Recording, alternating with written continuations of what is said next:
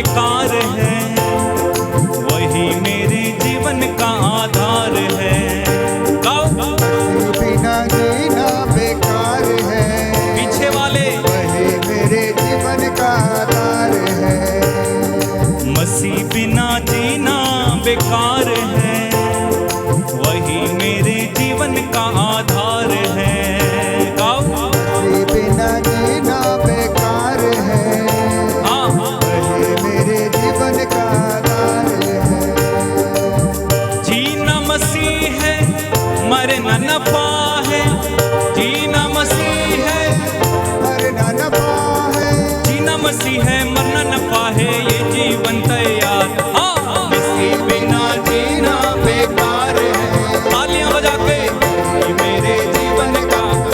पीछे वाले तालियां बजा के। मसीह बिना जीना बेकार है, वही मेरे जीवन का आधार है। और मैं मसीह के साथ चलने लगा।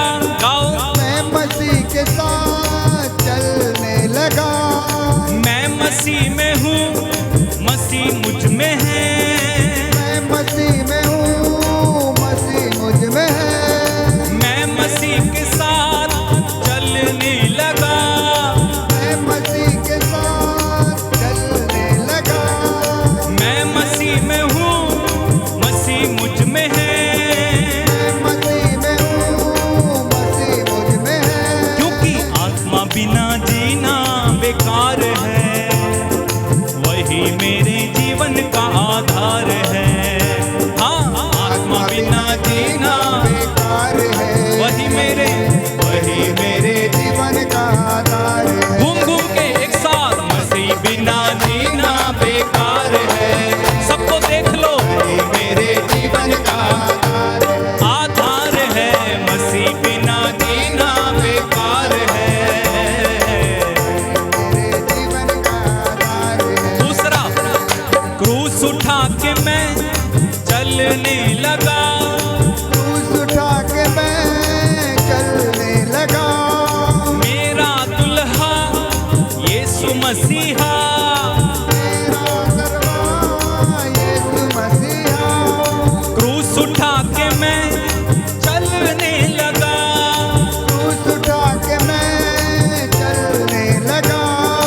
मेरा दुल्हा यीशु मसीहा। मेरा दूल्हा यीशु मसीहा। क्रूस उठा के चलना मेरा काम है, अंत में स्वर्ग में विश्राम है। क्रूस उठा के चलना मेरा काम है, अंत में। जोरदार ताली बजा, हाथ उठा के। मसीह बिना जीना बेकार है, वही मेरे जीवन का आधार है। मसीह बिना जीना बेकार है, वही मेरे जीवन का आधार है। आधार है। मसीह बिना जीना बेकार है, वही मेरे जीवन का आधार है। हाँ, जीना मसीह है, मरना नफा है। जीना मसीह है, मरना नफा है। जीना मसीह है, मरना नफा है। जीना मसीह है, मरना नफा है। जीना मसीह है, मरना नफा है, ये जीवन तैयार है। जीना मसीह है। मरना नफा है, ये जीवन जोरदार तालियां बजा के एक साथ। मसीह बिना जीना बेकार है, वही मेरे जीवन का आधार है। आधार है। मसीह बिना जीना बेकार है, वही मेरे जीवन का आधार है। आधार है। मसीह बिना जीना बेकार है, बेकार है, वही मेरे जीवन का आधार है। आधार है। मसीह बिना जीना बेकार है, अपनी आंखें बंद रखें और गाइए। मेरे जीवन का आधार है। आधार है, मसीह बिना जीना बेकार है। वही मेरे जीवन का आधार है। आधार है, मसीह बिना जीना बेकार है। वही मेरे जीवन का स्तुति करते जाएं। हालेलुया, हालेलुया, हालेलुया, हालेलुया,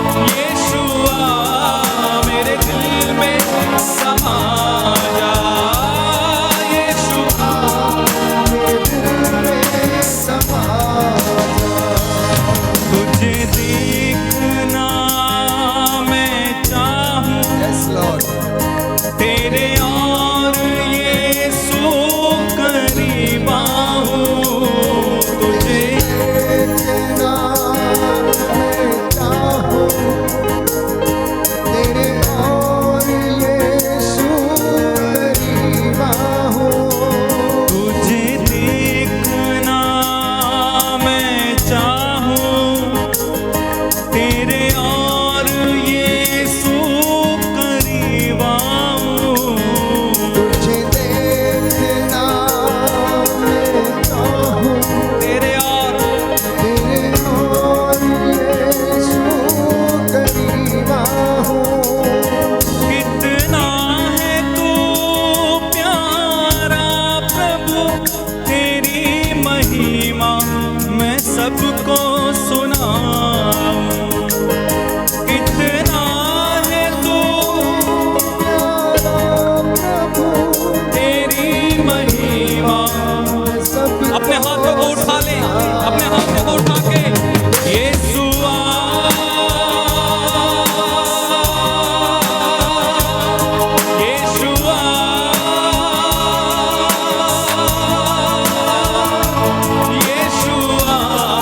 मेरे दिल में समा जा, यीशुआ समा यीशुआ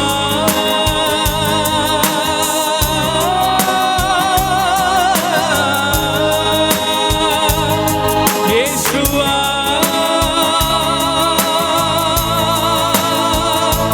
यीशुआ मेरे दिल में समा, ऊंची आवाज से यीशुआ मेरे दिल में समा जा, यीशुआ मेरे दिल में समा जा, यीशुआ मेरे दिल में समा जा, यीशुआ मेरे दिल में समा जा, यीशुआ मेरे दिल में समा जा, यीशुआ मेरे दिल में समा जा, मेरे दिल में समा जा।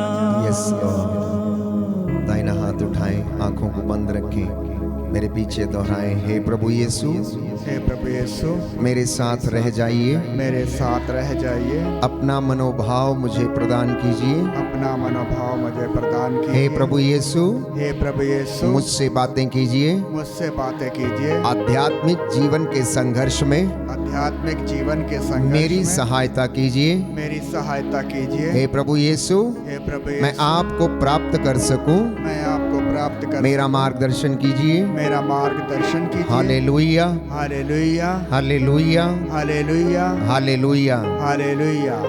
बैठ जाइए। इस वक्त हम मनन चिंतन करने जा रहे हैं प्यारे भाइयों और बहनों।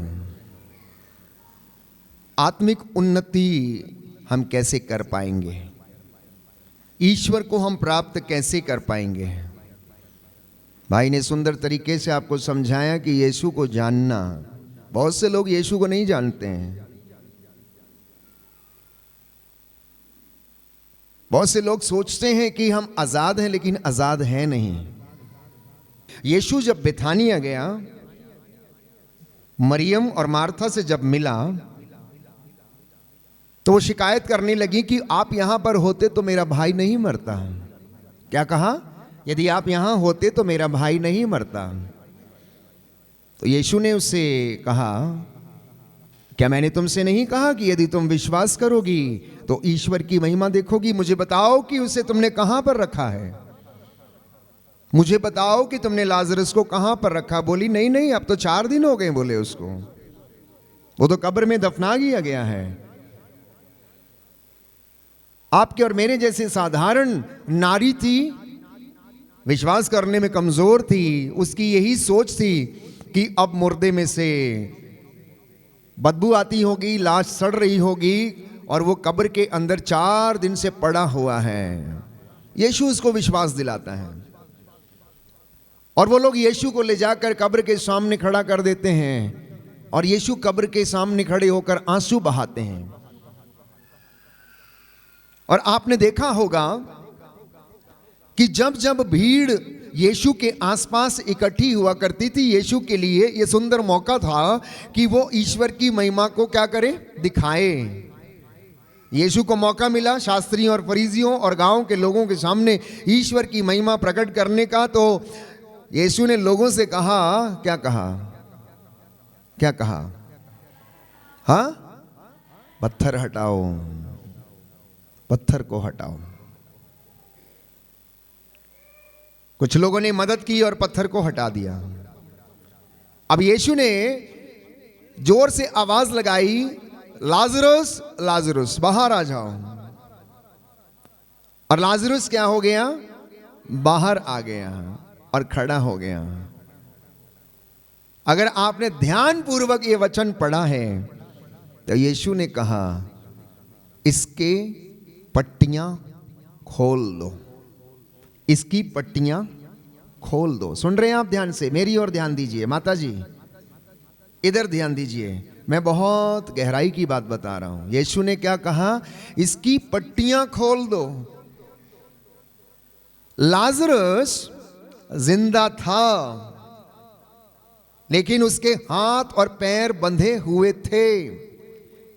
जिंदा होने के बावजूद वो अपनी पट्टियां खोलने में असमर्थ था, अपने बंधनों को तोड़ने में असमर्थ था। पट्टियों में बंधे होने के कारण वो स्वतंत्रता से चल फिर नहीं सकता था। He was not freely able to move and walk. हालांकि वो जिंदा था। कभी कभी मेरी और आपकी जिंदगी में भी ऐसा ही है।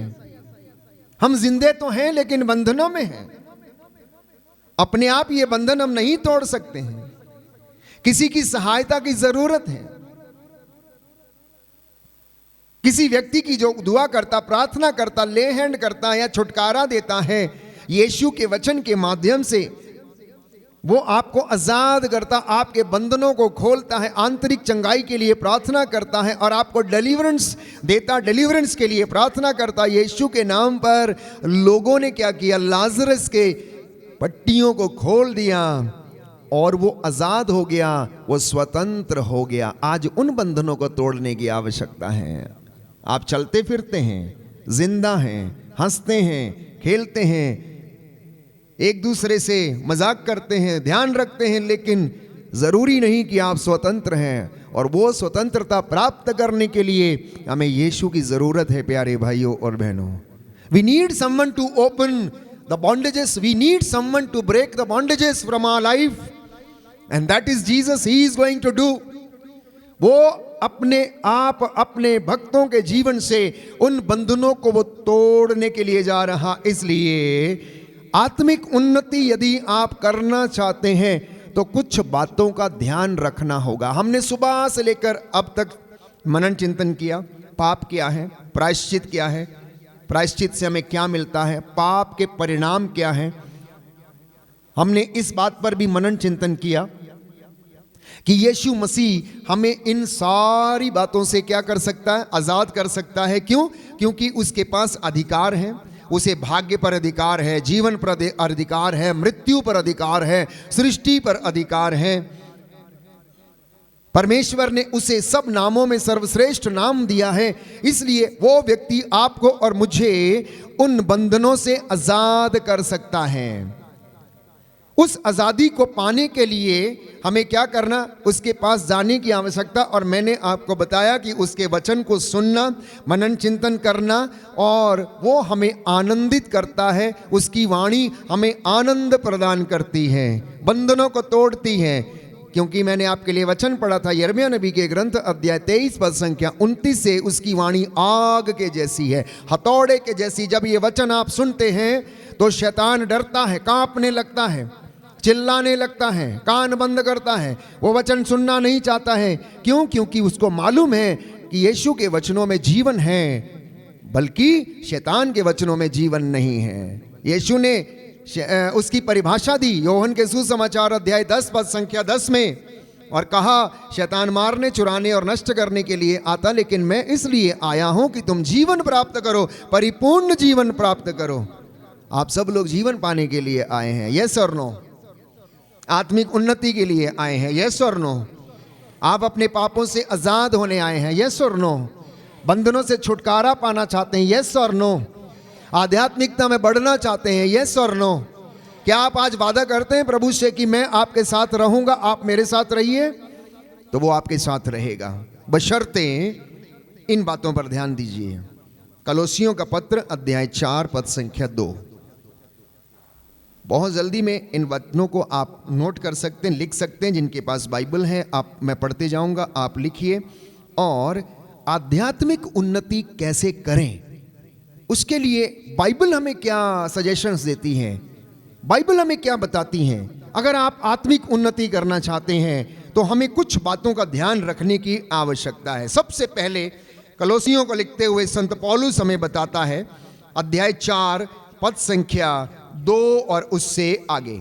अध्याय 4 पद संख्या 2 और उससे आगे लिखा है, आप लोग सजग होकर प्रार्थना और धन्यवाद में लगे रहें। पहली बात, उन्नति पाने के लिए, आत्मिक उन्नति करने के लिए प्रार्थना में सजग होकर धन्यवाद के निवेदन प्रस्तुत करते रहें और आप आत्मा में बढ़ते जाएंगे। दाहिना हाथ उठाकर मेरे पीछे दोहराइए, हालेलुया। प्रभु का वचन कहता है, कलोसियों का पत्र अध्याय 4 पद संख्या 2, आप लोग सजग होकर प्रार्थना और धन्यवाद में लगे रहें। Hallelujah, hallelujah. अगला वचन आत्मिक उन्नति के लिए पद संख्या 5, उसी अध्याय में पद संख्या 5, आप लोग बाहर वालों के साथ बुद्धिमानी से व्यवहार करें। वर्तमान समय से पूरा पूरा लाभ उठाएं अगर आप आत्मिक उन्नति करना चाहते हैं तो। जब भी आपको मौका मिले संस्कारों में भाग लेने का, संस्कारों को ग्रहण करने का, प्रायश्चित करने का, पाप स्वीकार संस्कार ग्रहण करने का, और बाहर वाले लोगों से आप क्या करें, बुद्धिमानी से व्यवहार करें। यह दूसरी बात है आत्मिक उन्नति के लिए। तीसरी बात, परिवार में आत्मिक उन्नति के लिए, पति पत्नियों के लिए प्रभु इस बात को संत पौलुस के माध्यम से यह वचन हमें देता है। अध्याय 3 पद संख्या 19 और उससे आगे। अध्याय 3 कलोसियों का पत्र पद संख्या 19 और उससे आगे। पति अपनी पत्नियों को प्यार करें और उनके साथ कठोर व्यवहार नहीं करें।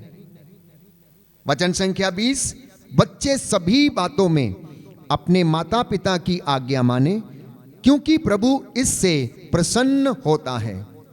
पिता अपने बच्चों को खिजाया नहीं करें, कहीं ऐसा ना हो कि उनका दिल टूट जाए। हालेलुया। दाहिना हाथ उठाकर वचन दोहराएंगे, हालेलुया। प्रभु का वचन कहता है, पति अपनी पत्नियों को प्यार करें, उनके साथ कठोर व्यवहार नहीं करें, बच्चे सभी बातों में अपने माता पिता की आज्ञा माने,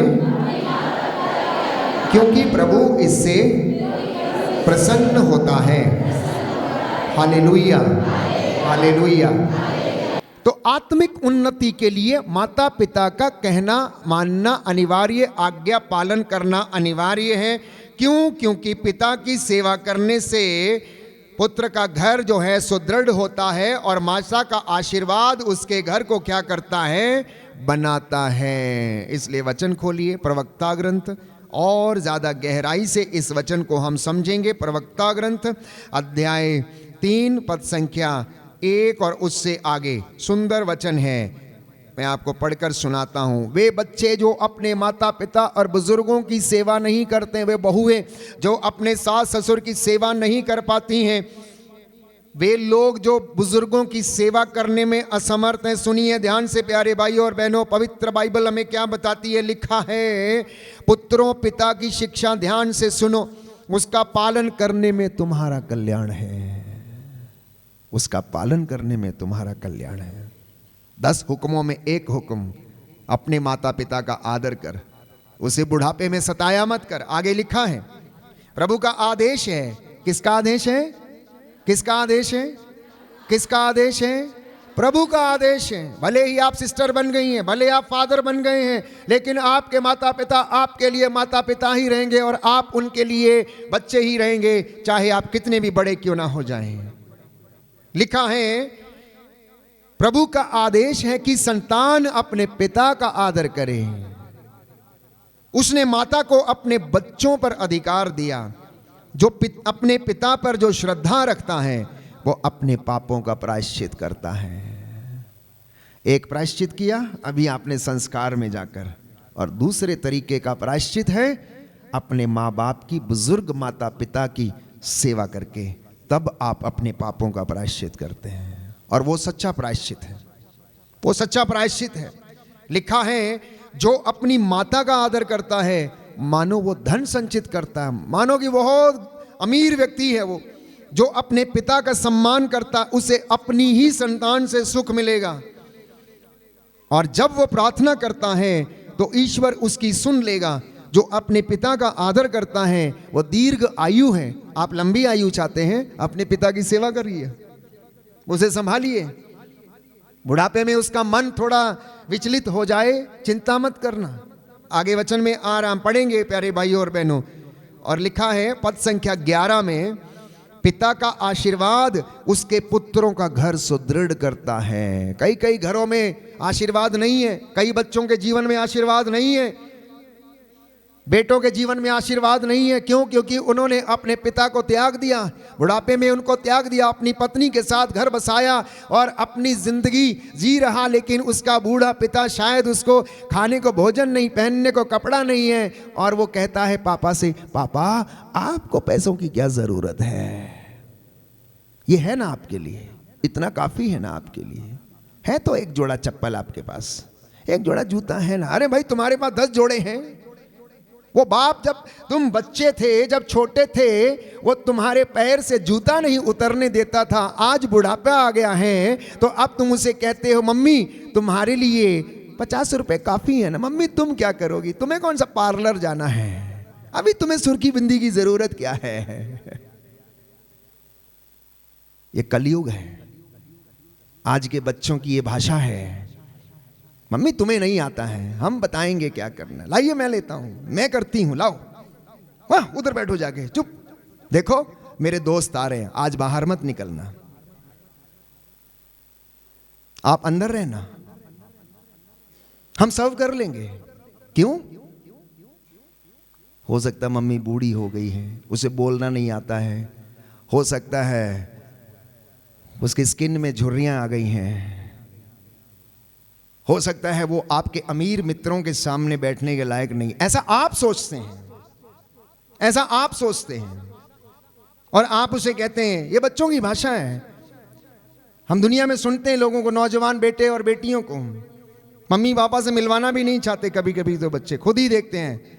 ऐसा नहीं है कि आपके घरों में है या नहीं है, मैं आपको वास्तविकता बता रहा हूं। ये कलयुग का जमाना है, इसलिए संत पौलुस कहता है ये दिन बुरे हैं, ये दिन बुरे हैं प्यारे भाइयों और बहनों। तो आगे लिखा है कि पिता का आशीर्वाद उसके पुत्रों का घर सुदृढ़ करता, किंतु माता का अभिशाप उसके घर की नींव उखाड़ देता। इसलिए माताएं सावधान रहे। आप लोग अपने बच्चों के लिए कौन सा शब्द आप इस्तेमाल करती हैं? गुस्से में, क्रोध में आके आप ये कह देती हैं तेरा सत्यानाश हो, तेरा ऐसा हो जाए, तेरा वैसा हो जाए, तू पैदा ही नहीं हुआ होता, तू मुझे दुख देता है। एक एक वचन का हिसाब मांगा जाएगा। आपके वचनों में पावर है, याद रखिएगा। आप जो बोलेंगे वैसा हो जाएगा। इसलिए यिर्मयाह नबी के ग्रंथ में आपको याद दिलाता हूं, जब यिर्मयाह अपनी मां के कोख को कोस रहा था, क्योंकि लोग उसे मारना चाहते थे, वो बीमार था और वो दुखी था, उसकी पीड़ा का अंत नहीं हो रहा था, तो ईश्वर से पूछता है प्रभु मेरी पीड़ा का अंत कब होगा? परमेश्वर ने कहा यिर्मयाह वो दिन याद कर और अपने शब्द वापस ले। कौन से शब्द थे? उसने अपनी मां के गर्भ को कोसा था, गर्भ में बनाने वाला परमेश्वर है, माँ नहीं है, पिता नहीं है, वो एक साधन है, माध्यम है। लेकिन प्यारे भाइयों और बहनों, ये सारे काम, सारी कृपा और आशीष देने वाला परमेश्वर है।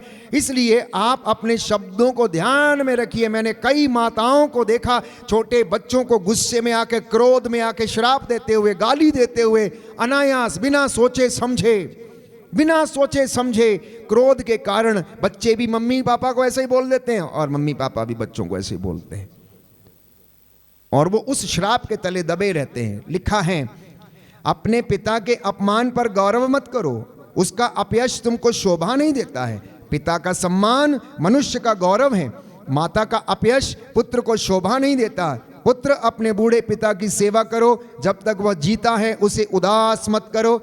यदि उसका मन दुर्बल हो जाए तो उससे सहानुभूति रखो। अपने स्वास्थ्य की उमंग में उसका अनादर मत करो, क्योंकि पिता की सेवा शुश्रूषा कभी नहीं भुलाई जाएगी। बोले आमीन, हालेलुया। यीशु की स्तुति हो, यीशु को धन्यवाद, यीशु की आराधना हो, यीशु की महिमा हो, यीशु को धन्यवाद। Hallelujah, hallelujah, hallelujah. तो मैं आपको बता रहा हूं आत्मिक उन्नति कैसे करना है, परिवार में आत्मिक उन्नति कैसे करना है। और वचन हमको समझा रहा है कि पिता पर श्रद्धा रखना आपके पापों का प्रायश्चित है, पहली बात। दूसरी बात, अगले वचन में लिखा है, पिता की सेवा नहीं भुलाई जाएगी। और पद संख्या 16 में पढ़ते हैं, वो तुम्हारे पापों का प्रायश्चित और तुम्हारी धार्मिकता समझी जाएगी। मान लीजिए कोई व्यक्ति अपने बूढ़े पिता को बिना खाना खिलाए, रोटी खिलाए घर में छोड़ के आ गया है और यहाँ साधना में सेवा कर रहा है, उसके लिए रोटी नहीं है, तो ये आपकी धार्मिकता नहीं है, ये आपकी धार्मिकता नहीं है, ये आपका प्रायश्चित नहीं है, ये आपकी सेवा नहीं है। सबसे पहले वचन कहता है तू उसके लिए इंतजाम कर, प्रबंध कर और उसके बाद तू अपना काम कर, क्योंकि पिता की सेवा कभी नहीं भुलाई जाएगी, तेरे पापों का प्रायश्चित समझी जाएगी। आगे लिखा है, लोग तेरी विपत्ति के दिन तुमको याद करेंगे और तुम्हारे पाप धूल में पाले की तरह, धूप में, तुम्हारे पाप धूप में पाले की तरह गल जाएंगे। जो अपने पिता का त्याग करता है वो ईश निंदक के बराबर है, और जो अपनी माता को दुख देता है वो ईश्वर के द्वारा अभिशप्त है। इतने कठोर वचन है, ये पवित्र शास्त्र है, ये धर्म शास्त्र है, आत्मा की प्रेरणा से लिखा गया है। एक एक वचन इसका 100 आने खरा है। इसलिए मैं कह रहा था, आप पाप स्वीकार संस्कार में होके चले आए, लेकिन आपने शायद उस बात को महसूस नहीं किया कि ये भी मेरे जीवन में एक बंधन हो सकता है कि मैं अपने बुजुर्ग माता पिता की सेवा नहीं कर पाता हूं, मैं उनको दुख देता हूं किसी ना किसी बात से। जब बच्चा छोटा होता है मम्मी से 100 सवाल करता है, सुनना ध्यान से मेरी बात को। अगर मम्मी या पापा गार्डन में हाथ पकड़कर उसका ले जाएंगे तो बेटा 100 बार सवाल करेगा और मम्मी और पापा 100 बार उसका जवाब देंगे। बेटा पूछता रहेगा, पापा ये ऐसा क्यों है, पापा इतनी लंबी क्यों है, पापा ये इमारत इतनी लंबी क्यों है, पापा ये मोटर कैसे चलती है, पापा ये गाड़ी कैसे चलती है। वही बेटा वही बेटी जब बड़े हो जाते हैं तो बुजुर्ग मम्मी अगर 2 बार सवाल कर लेती हैं तो हम कहते हैं इसका मन फिर गया है, इसकी याददाश्त चली गई है, एक ही बात को दोहराती रहती हैं। और जब आप बच्चे थे तब आप 70 बार दोहराते थे और मम्मी पापा 70 बार आपकी बातों का जवाब देते थे। यह विडंबना है, दुनिया की लोगों की विडंबना है। क्यों भूल जाते हैं आप लोग, क्यों इंसान भूल जाता है प्यारे भाइयों और बहनों? यह व्यथा है। और संत पौलुस कहता है ये दिन बुरे हैं, इसलिए आप समझो, आप आत्मिक उन्नति कर रहे हैं, पहले घर की उन्नति करिए, क्योंकि मुक्ति घर से शुरू होती है, बाहर से नहीं होती है। अगर आपकी मुक्ति होनी है, if you need a salvation, it should start from the family, because Jesus was born in the family, salvation started from the family and everything began from the family. यीशु इस दुनिया में आया, परिवार में आया, सुख दुख देखा, मुक्त, उसने सबसे पहले अपने घराने का उद्धार किया। यूसुफ, मरियम और यीशु का परिवार पवित्र ठहरा। आज हमारे लिए वो आदर्श परिवार है। इसलिए आत्मिक उन्नति के लिए प्रियजनों याद रखिएगा, अपने माता पिता की सेवा करना अनिवार्य है और बच्चे अपने माता पिता का आदर करें। पांचवी बात आत्मिक उन्नति के लिए कलोसियों का पत्र अध्याय 3 पद संख्या 5 और उससे आगे। कलोसियों का पत्र अध्याय 3 पद संख्या 5 और उससे आगे लिखा है, आप लोग अपने शरीर में इन बातों का दमन करें जो पृथ्वी की हैं। You want to grow spiritually, तो इन बातों का दमन करना है। कौन सी बातें हैं? व्यभिचार, अशुद्धता, कामुकता, विषय वासना, लोभ, जो मूर्ति पूजा के सदृश है। इन बातों के कारण ईश्वर का कोप आ पड़ता है। सुना आपने? सुना आपने? इन बातों के कारण परिवार में और व्यक्तिगत जीवन में ईश्वर का कोप आन पड़ता है। अगर आप स्पिरिचुअल लाइफ में, आध्यात्मिक जीवन में उन्नति करना चाहते हैं तो संत पौलुस कहता है अपने शरीर में विषय वासना का, व्यभिचार का, कामुकता का, दलबंदी का, क्रोध का और ऐसी अनेक बुराइयों का आप क्या करें? दमन करें। क्योंकि अगर ये बातें जिंदगी में हैं तो ईश्वर के कोप से आप नहीं बच पाएंगे, आप नहीं बच पाएंगे। और आगे लिखते हुए कहता है आप अश्लील बात करना छोड़ दीजिए, आप लोग पवित्र बने और व्यभिचार से दूर रहें, क्योंकि ईश्वर की आप लोगों के विषय में यही इच्छा है। आप में से बहुत सारे लोग पूछते हैं कि ईश्वर की इच्छा हमारे लिए क्या है? ईश्वर की इच्छा आपके और मेरे विषय में ये है, हम पवित्र बने, हम पवित्र बने मन से, आत्मा से, हृदय से, सोच से, विचारों से, और हमारी हर एक जीवन की गतिविधि में हम पवित्र बने, जैसा कि लिखा हुआ है थिस्सलुनीकियों के पत्र अध्याय 4 पद संख्या 9, book of Thessalonians chapter 4 verse 9। ईश्वर नहीं चाहता कि हम उसके कोप भाजन बने, बल्कि वो चाहता है कि प्रभु ईसा मसीह के द्वारा मैं और आप मुक्ति प्राप्त करें। Book of Thessalonians chapter 4 verse 9। दाहिना हाथ उठाकर दोहराएंगे हालेलुया। यीशु की स्तुति हो, यीशु को धन्यवाद। जोर से बोलेंगे दाहिना हाथ उठाकर हालेलुया, हालेलुया, हालेलुया, हालेलुया। प्रभु का वचन कहता है ईश्वर नहीं चाहता कि आप उसके कोप भाजन बने, परंतु वो चाहता है कि आप लोग प्रभु ईसा मसीह के द्वारा मुक्ति प्राप्त करें। Hallelujah, hallelujah, hallelujah. थिस्सलुनीकियों के पहले पत्र में अध्याय 4 पद संख्या 3 मैंने आपके लिए पढ़ा। ईश्वर की इच्छा ये है कि आप लोग पवित्र बने, व्यभिचार से दूर रहें, आप में प्रत्येक धर्म और औचित्य के अनुसार अपने लिए एक पत्नी ग्रहण करें, गैर यहूदियों की तरह जो ईश्वर को नहीं जानते, कोई भी वासना के वशीभूत ना हो, कोई मर्यादा का उल्लंघन न करे और इस संबंध में अपने भाई के प्रति अन्याय न करे, क्योंकि प्रभु इन सब बातों का कठोर दंड देता है। क्या करता है? प्रभु इन सब बातों का कठोर दंड देता है, इसलिए आप सावधान रहें, सावधान रहें। थिस्सलुनीकियों का पत्र अध्याय 5 में हम पढ़ते हैं प्यारे भाइयों और बहनों, पद संख्या 15 में लिखा है कि आप इस बात का ध्यान रखें कि कोई भी बुराई के बदले बुराई ना करे, अन्यथा स्पिरिचुअल लाइफ में उन्नति कभी नहीं होगी, कृपा का लेवल नहीं बढ़ेगा, ग्रेस का लेवल नहीं बढ़ेगा, क्योंकि साफ साफ लिखा है आप लोग इस बात का ध्यान रखें कि कोई भी बुराई के बदले बुराई ना करे, आप सदैव एक दूसरे की और सब मनुष्यों की भलाई करने का प्रयत्न करें। यही मेरी और आपकी इच्छा और काम होना चाहिए। और वचन कहता है पद संख्या 16 में आप लोग प्रसन्न रहें, आप लोग प्रसन्न रहें, निरंतर प्रार्थना करते रहें। आध्यात्मिकता में बढ़ने का फॉर्मूला है।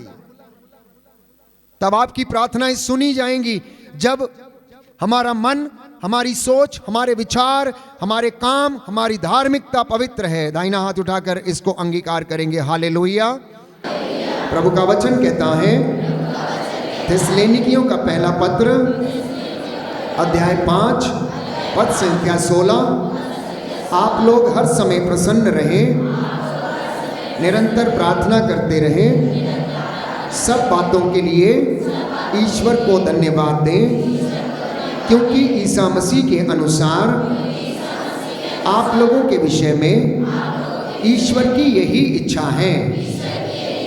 आमीन। Hallelujah, hallelujah, hallelujah. और तब वचन कहता है, आपकी ज्योति उषा की तरह चमकेगी, आपकी धार्मिकता आपके आगे आगे चलेगी, आपकी संतानें उन्नति करेंगी। साम नंबर 115 वर्स 14, तुम और तुम्हारी संतति उन्नति पाएगी जब आप ये सारे कामों को करोगे जिसे मैंने अभी अभी आपको आपके सामने दोहराया। कलोसियों के पत्र से, थिस्सलुनीकियों के पत्र से संत पौलुस आत्मिक उन्नति के लिए हमें बताता है और लिखता है, तब तुम्हारी संतति उन्नति पाएगी। आप में से जितने लोग कहते हैं हमारे बच्चे सक्सेस नहीं प्राप्त करते, सफल नहीं होते, फेल हो जाते हैं, क्योंकि बाइबल कहती है यशायाह नबी के ग्रंथ अध्याय 58 पद संख्या 13 और 14, विश्राम दिवस को पवित्र रखो। एक और महत्वपूर्ण बात है आध्यात्मिक उन्नति के लिए, विश्राम दिवस को पवित्र रखना है तो तुम्हें प्रभु का आनंद प्राप्त होगा। बोलिए आमीन। प्रभु का वचन कहता है, विश्राम दिवस पवित्र रखो और तुम्हें प्रभु का आनंद प्राप्त होगा। Hallelujah, hallelujah, hallelujah. और एक सुंदर वचन है, जब आप विश्राम दिवस को पवित्र रखते हैं तो प्रभु का आनंद मिलता है। और विधि विवरण ग्रंथ अध्याय 28 पद संख्या 12 में लिखा हुआ है, तब आप जो भी काम करोगे वो सफल होगा। जिस काम में हाथ डालोगे वो सफल होगा, जिस काम को करने के लिए आप जाओगे वो सफल होगा, क्योंकि पवित्र बाइबल हमें यही बताती है। विधि विवरण ग्रंथ अध्याय 28 पद संख्या 12 लिखा है, प्रभु अपने आकाश का अपूर्व भंडार खोलकर तुम्हारी भूमि पर ठीक समय पर पानी बरसाएगा यदि आप उसकी ओर दृष्टि लगाओगे, विश्राम दिवस पवित्र रखोगे, माता पिता की सेवा करोगे, पवित्रता में रहोगे, आनंद में रहोगे। भरपूरी का परमेश्वर अपने अपूर्व भंडारों को आदेश देगा कि वह तुम पर उन्नति की वर्षा करेंगे। आगे लिखा है, वह ठीक समय पर पानी बरसाएगा और तुम्हारे सब कार्यों में तुम्हें आशीर्वाद देता रहेगा। तुम अन्य अनेक राष्ट्रों को उधार दे सकोगे, तुम्हें उधार लेना नहीं पड़ेगा। बोलिए आमीन। जो कर्ज लेते हैं प्रभु कहता है तुम्हें उधार लेने की जरूरत नहीं पड़ेगी, तब तुम लोगों को उधार दोगे। कहता मैंने तुम्हें नेता बनाया है, मैंने तुम्हें सिर बनाया है, पूंछ नहीं बनाया है। मैंने लोगों के पीछे चलने के लिए नहीं बुलाया, मैंने तुम्हें लोगों के आगे चलने के लिए बुलाया है। यह परमेश्वर का वचन है। Have you understood any time कि आपका इंपॉर्टेंस कितना है, आप कितने महत्वपूर्ण हैं, आप कितनी चुनी हुई प्रजा हैं, आप कितने बड़े लोग हैं। प्रभु ने जो दर्जा आपको दिया है, कहता मैंने तुम्हें नेता बनाया है और हम लोगों के पीछे चलते रहते हैं। कहता मैंने तुम्हें आगे चलने के लिए चुना है। अगले वचन में आप पढ़िए, लिखा है प्रभु तुम्हें नेता बनाएगा, किसी का अनुयायी नहीं बनाएगा। यदि तुम मेरे द्वारा अपने को दी गई प्रभु अपने ईश्वर की आज्ञाओं का सावधानी से पालन करोगे, अन्य देवताओं की सेवा और पूजा करने से उन नियमों से जरा भी विचलित नहीं होगे जिन्हें मैं तुम्हें आज दे रहा हूं, तो तुम्हारी अवनति नहीं होगी, तुम्हारी उन्नति होगी। बोलिए आमीन। कब ये सब होगा? आत्मिक उन्नति कब होगी? जब हम ईश्वर की आज्ञाओं को मानेंगे, जब उसके नियमों का पालन करेंगे, जब हम वचन में चलेंगे, जब हम उसके लिए स्टैंड लेंगे।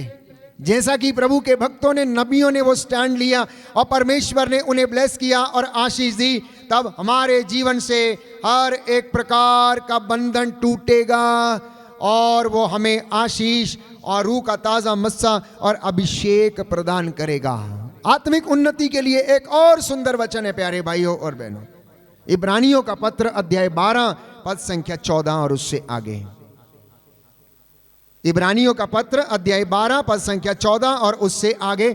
सबके साथ शांति बनाए रखो, पवित्रता की साधना करो, क्योंकि इसके बिना ईश्वर के दर्शन कोई भी नहीं कर सकता है। सुना आपने? So many retreats you make, so many pilgrimages you go for, but you never retreat on holiness. पवित्रता की साधना कोई नहीं करता है। पवित्रता की साधना करने के लिए भी समय लगता है, कुछ सैक्रिफाइस करने होते हैं, कुछ उपवास करने होते हैं, जुबान पे कंट्रोल करना होता है। याकूब लिखता है ये 2-2.5 इंच की जुबान 6 फीट लंबे शरीर को अपने कंट्रोल में करती, वश में करती है।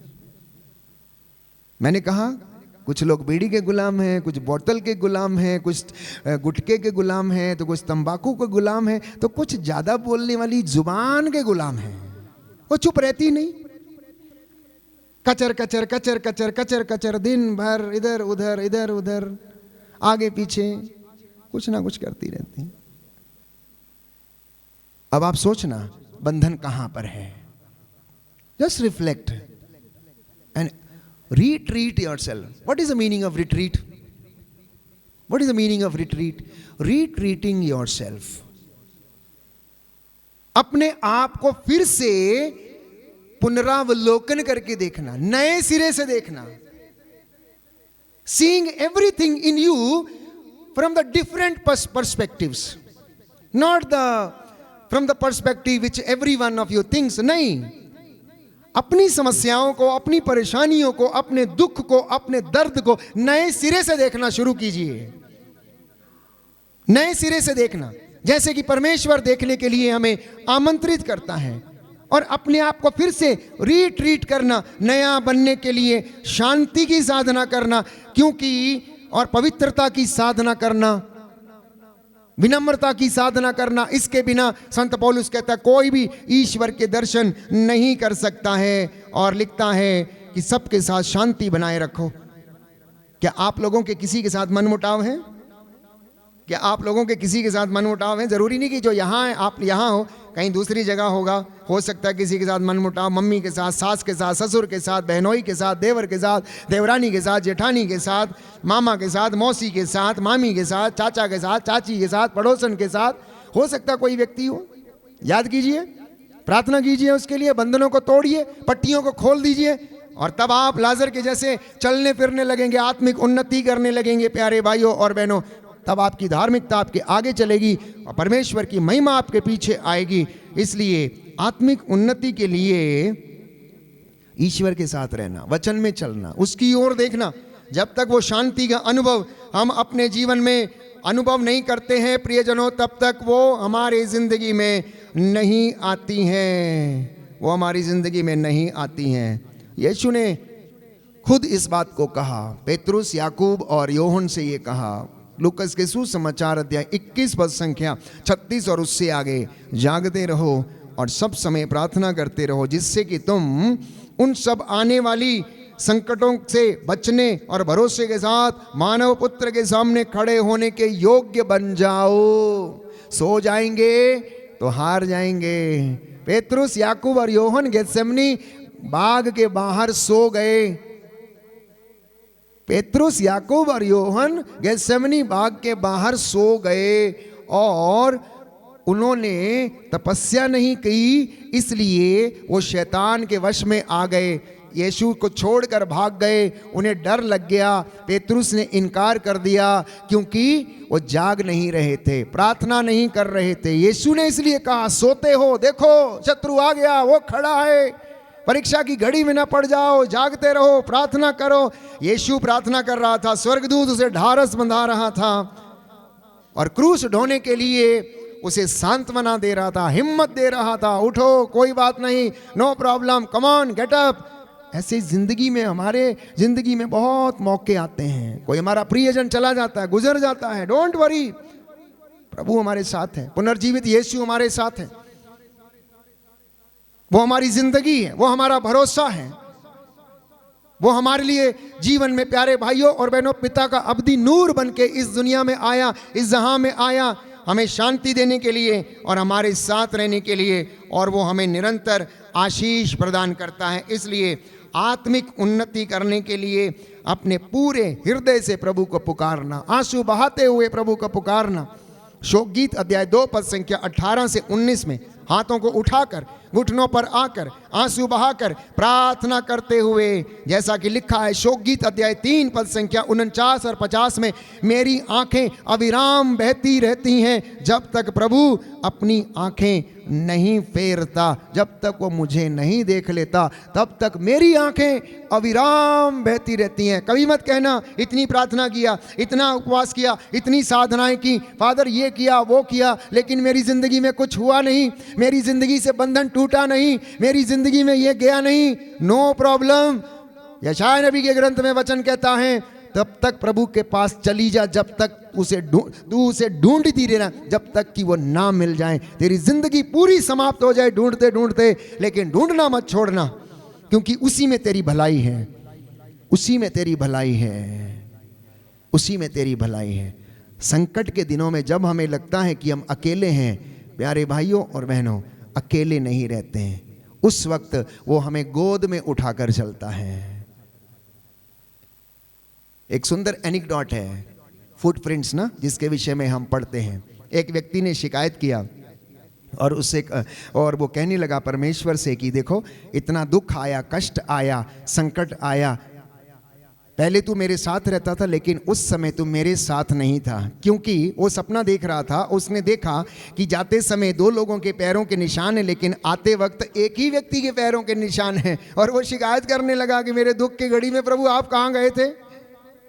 तो प्रभु ने जवाब दिया, जब दुख की घड़ी आ रही थी, तूफान तेरी जिंदगी में थे, उस समय वो चलने वाला व्यक्ति तू नहीं था, चलने वाला व्यक्ति मैं था। मैंने तुझे अपने हाथों में उठा के रखा था, मैं गोद में उठाया था, इसलिए तेरे चिन्ह पैरों पे, तेरे पैरों के चिन्ह जमीन पे नहीं है, मैं तुझे उठा के चल रहा था उस तूफान में।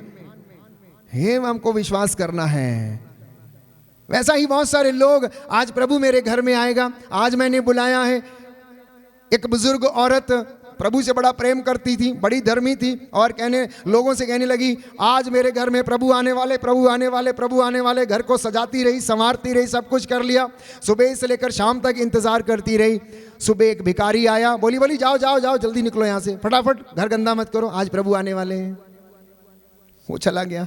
एक और व्यक्ति मिलने के लिए, आज मेरे पास टाइम नहीं है, देखो जाओ जाओ, परेशान मत करो, आज मेरे प्रभु आने वाले हैं। फिर से कोई तीसरा व्यक्ति आया, भिखारी बच्चा आया, उसने रोटी मांगी, नहीं आज मेरे घर में प्रभु आने वाले, मैंने सजा के संवार के रखा है। शाम हो गई, प्रभु आया नहीं। 10 बज गए, 11 बज गए, थक हार के सो गई। सपने में प्रभु उसको सपना देखा और पूछने लगी, आपने कहा था मैं आऊँगा और आप आए नहीं, मैं सुबह से लेकर अब तक इंतज़ार कर रही थी, घर को झाड़ बुहार के मैंने रखा था, इंतज़ार किया, अच्छा खाना बनाया।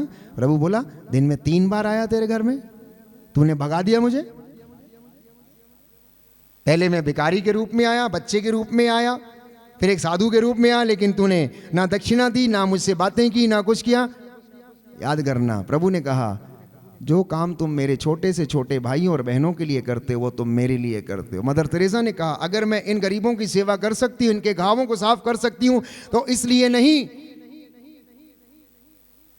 कि कोई मुझे इसका इनाम देता, लेकिन मैं इसलिए ऐसा करती हूँ क्योंकि मैं इनके चेहरों में अपने प्रभु यीशु मसीह का चेहरा देखती हूँ, इसलिए मुझे बदबू नहीं आती है। तो आपकी जिंदगी में ऐसे बहुत सारे मौके आएंगे। फिलहाल मेरे पास टाइम कम है, लेकिन अपने जीवन का एक बहुत संजीदा उदाहरण मैं आपको देता कि परमेश्वर कैसे दर्शन देता है, कैसे परमेश्वर आपकी जिंदगियों में काम करता है। एक भी व्यक्ति जो प्रभु ने कहा मेरा पड़ोसी कौन है, इसके विषय में दृष्टांत सुनाया। प्रभु आपके पड़ोसी के रूप में आपके घर में आता है। स्वर्ग जाने का रास्ता पड़ोसी के आंगन से गुजरता है, इसलिए पड़ोसी का दिल कभी ना दुखाया करें। अपने पड़ोसी को अपने समान प्यार करें। जो बाजू में सोता है, बगल वाले कमरे में है, ये सुंदर कहावत है, स्वर्ग का रास्ता पड़ोसी के आंगन से होके गुजरता है। तो यीशु ने इसका मतलब बताया, तुम्हारा पड़ोसी कौन है? जो तुम्हारी जिसे आपकी ज़रूरत है वो आपका पड़ोसी है, और दुनिया का कोई भी व्यक्ति हो सकता है। इसलिए प्रियजनों, आज के इस पवित्र दिन में आत्मिक उन्नति करने के लिए मैंने बहुत सारी बातें आपको बताई हैं, और अगर और ज़्यादा गहराई से मनन चिंतन करेंगे तो वो आप रोज करते हैं, उपवास करते हैं, प्रार्थना करते हैं, मेडिटेशन करते हैं, मॉर्निंग प्रेयर करते हैं, इवनिंग प्रेयर करते हैं, ऑफिस ऑफ द रीडिंग करते हैं, आप सेवा के लिए जाते हैं, चर्च जाते हैं, तमाम बातें हैं। लेकिन मैंने कुछ और ज़्यादा गहराई से आपको बातें बताई। विनम्रता की साधना करो, होलीनेस की साधना करो, पवित्रता की साधना करो, शांति की साधना करो, अपने जुबान को कंट्रोल में रखने की साधना करना, मन विचलित ना हो इसकी साधना करना, अपने मन से, जीवन से कड़वाहट दूर करना, क्योंकि इन सारी बुराइयों से ईश्वर का कोप हमारे ऊपर आन पड़ता है, हमारे ऊपर आन पड़ता है। और प्रार्थना करना है किस तरीके से? याबेस की तरह। यदि आप पहला इतिहास ग्रंथ अध्याय 4 पद संख्या 9 पढ़ेंगे तो उसमें सुंदर प्रार्थना है याबेस की। उसने कहा, हम पढ़ेंगे पहला इतिहास ग्रंथ अध्याय 4 पद संख्या 9। जिसके पास बाइबल है वो खोलें ताकि आपको ज्ञान हो बाइबल खोलने का भी। पहला इतिहास ग्रंथ, first book of chronicles chapter 4 verse 9। First book of chronicles chapter 4 verse 9। First book of chronicles chapter 4 verse 9 and 10। याबेज अपने भाइयों से अधिक सम्मानित था। उसकी माँ ने उसका नाम याबेस रखा था, क्योंकि वह कहती थी, कष्ट सहते हुए मैंने इसे जन्म दिया है। याबेज ने इज़राइल के ईश्वर से इस प्रकार प्रार्थना की, कृपा कर मुझे आशीर्वाद दे, मेरा क्षेत्र बढ़ा दे, मेरा साथ दे, मुझे विपत्तियों से बचा, जिससे कि मुझे दुख ना हो। और ईश्वर ने उसकी प्रार्थना स्वीकार की। दाहिना हाथ उठाकर हम इस प्रार्थना को दोहराएंगे, हालेलुया, हालेलुया। पहला इतिहास ग्रंथ अध्याय 4 पद संख्या 10। प्रभु का वचन कहता है, याबेस ने इज़राइल के ईश्वर से इस प्रकार प्रार्थना की, कृपा कर मुझे आशीर्वाद दे, मेरा क्षेत्र बढ़ा दे, मेरा साथ देकर मुझे विपत्तियों से बचा, जिससे मुझे दुख ना हो। ईश्वर ने उसकी प्रार्थना स्वीकार की।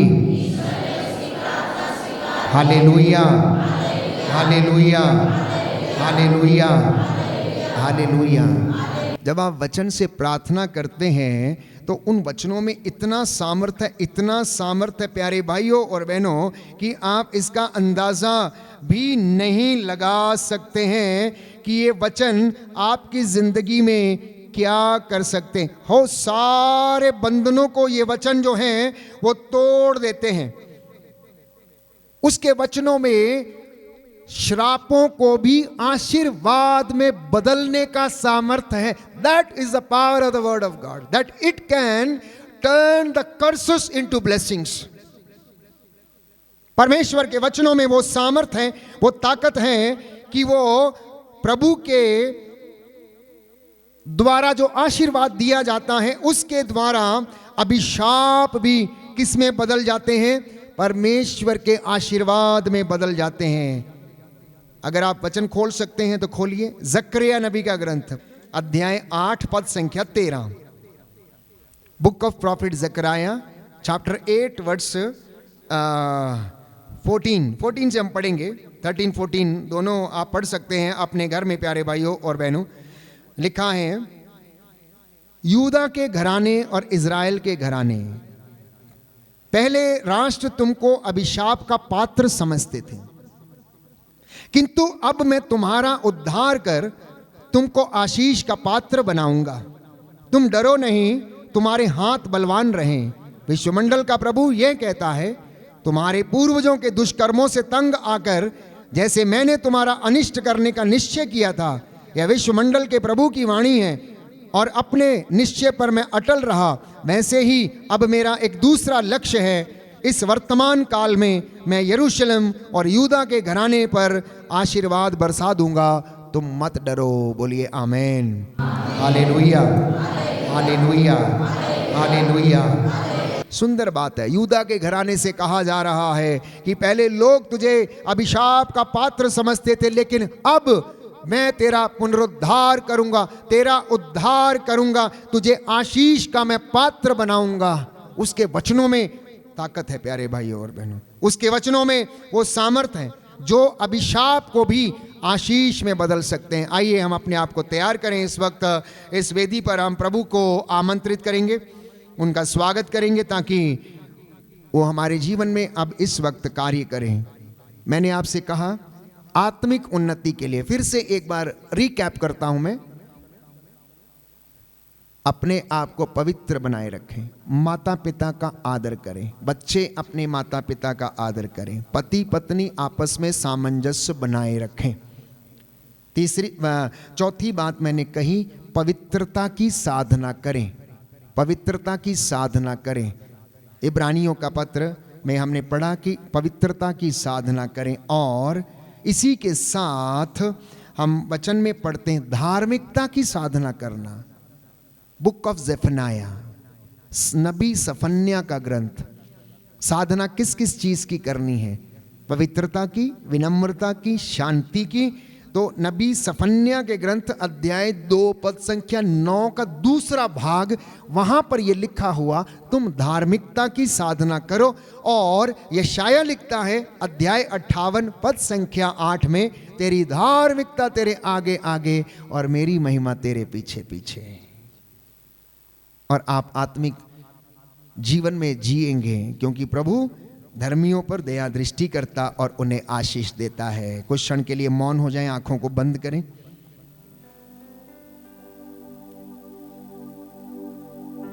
प्रभु का वचन हमारे हृदयों को भेदे और रहस्यों को खोले।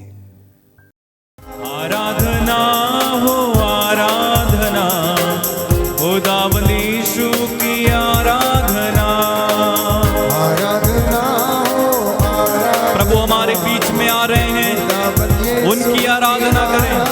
और एक बार आराधना हो आराधना, फिर से गाएं आराधना हो आराधना,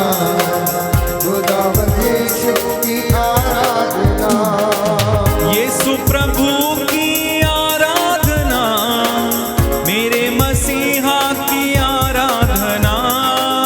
यीशु प्रभु की आराधना, मेरे मसीहा की आराधना। यीशु प्रभु की आराधना, मेरे मसीहा की आराधना। यीशु प्रभु की आराधना, मेरे मसीहा की आराधना।